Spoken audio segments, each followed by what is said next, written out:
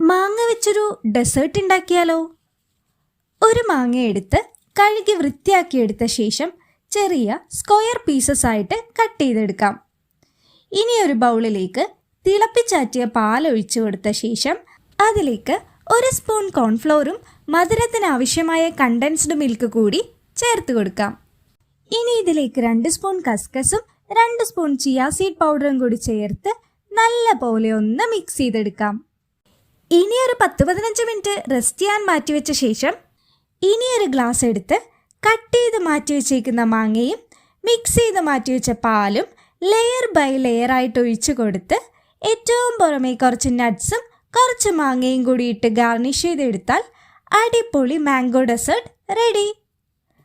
അപ്പോൾ ഇനി മാങ്ങ കിട്ടിയാൽ ഇങ്ങനെ ഒന്ന് ട്രൈ ചെയ്ത് നോക്കണേ. അപ്പോൾ റെസിപ്പി ഇഷ്ടപ്പെട്ട എല്ലാവരും ഇതൊന്ന് ട്രൈ ചെയ്ത് നോക്കണേ. ഒപ്പം തന്നെ നമ്മുടെ ചാനലും ഒന്ന് സബ്സ്ക്രൈബ് ചെയ്തേക്കണേ.